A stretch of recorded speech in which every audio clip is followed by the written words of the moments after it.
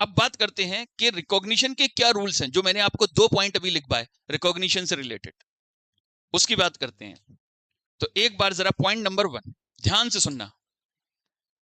Point number 1 में क्या लिखा हुआ है कि any borrowing cost which has been incurred for acquisition, production और कंस्ट्रक्शन ऑफ क्वालिफाइंग एसेट और construction of qualifying asset, that borrowing cost should be capitalized.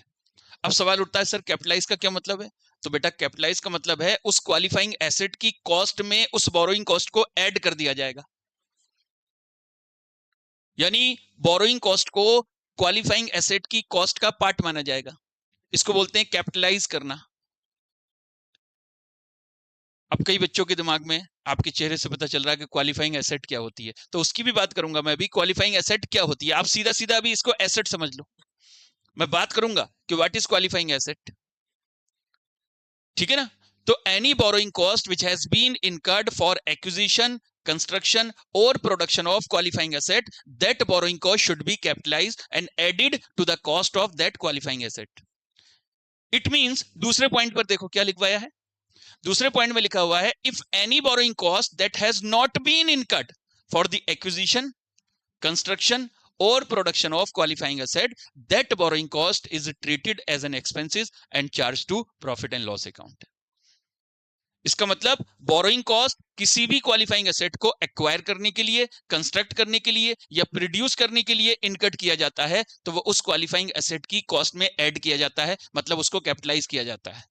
और अगर कोई बोरोइंग कॉस्ट आपने क्वालिफाइंग एसेट के एक्विजिशन के लिए, कंस्ट्रक्शन के लिए या प्रोडक्शन के लिए इनकट नहीं किया, क्वालिफाइंग एसेट के अलावा किसी और एसेट के लिए किया, या आपने नॉर्मल वर्किंग कैपिटल के लिए कोई लोन लिया, उस पर जो बोरोइंग कॉस्ट इनकट किया, वो बोरोइंग कॉस्ट आपका प्रॉफिट एंड लॉस स्टेटमेंट में जाएगा एज एन एक्सपेंसेस। जो फाइनेंस कॉस्ट में हम दिखाते हैं ना, फाइनेंस एक्सपेंसेस, उस फाइनेंस एक्सपेंसेस में वो बोरोइंग कॉस्ट चला जाएगा।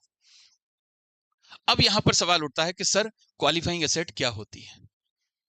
अभी मैं आपको नोटिंग करवाऊंगा कि क्वालिफाइंग एसेट क्या होती है। पहले दिमाग में, अपने माइंड में ये बात बैठाना है आपको, क्या कि borrowing cost which has been incurred for acquisition, construction और production of qualifying asset, that borrowing cost should be capitalized. और जो बोरोइंग कॉस्ट क्वालिफाइंग एसेट के एक्विजिशन पर, कंस्ट्रक्शन पर और प्रोडक्शन पर मतलब जो है इनकर्ड नहीं की गई है, उस बोरोइंग कॉस्ट को हमें प्रॉफिट एंड लॉस स्टेटमेंट में एज एन एक्सपेंसेस भेजना पड़ता है। अब क्वालिफाइंग एसेट क्या है, अब ध्यान से सुनना। What is qualifying asset?